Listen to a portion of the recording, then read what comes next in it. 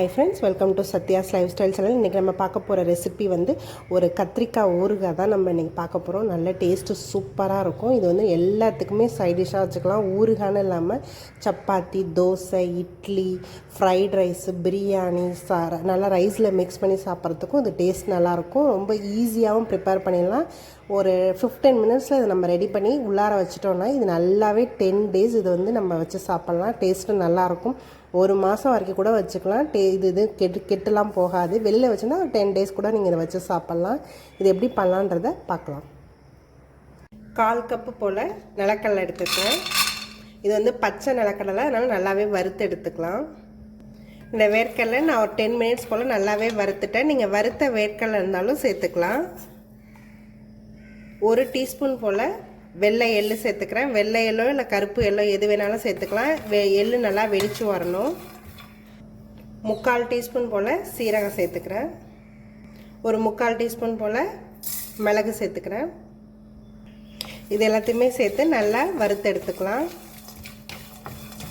மிளகு, சீரகம் எல்லாமே நல்லா வறுக்கணும். அப்போ தான் டேஸ்ட், அந்த ஸ்மெல்லு வர வரைக்கும் நம்ம இதை வறுத்து எடுத்துக்கணும். எள்ளு வந்து வெடிக்க ஆரம்பித்தா கரெக்டாக இருக்கும்.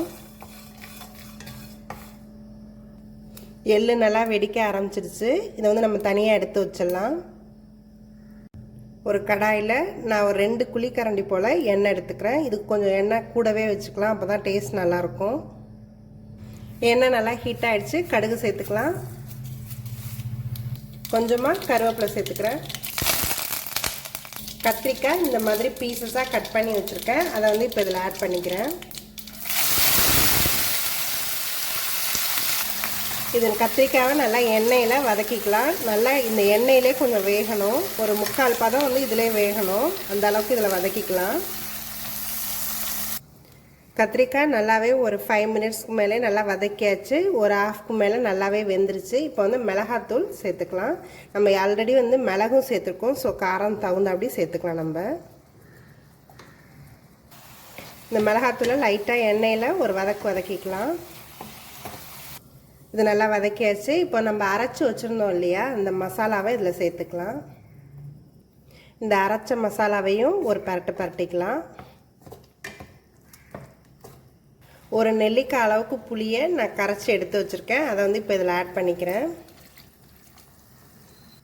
இது எல்லாத்தையுமே நல்லா மிக்ஸ் பண்ணிக்கலாம். இது நல்லாவே ஒரு கொதி வரணும். ஒரு பிஞ்ச் போல் மஞ்சத்தூள் சேர்த்துருக்கேன். இந்த டிஷ்ஷுக்கு தேவையான அளவு சால்ட் சேர்த்துக்கிறேன். இது எல்லாத்தையும் நல்லா மிக்ஸ் பண்ணிவிட்டு ஒரு 5 to 8 minutes போல் கொதிச்சா போதும்.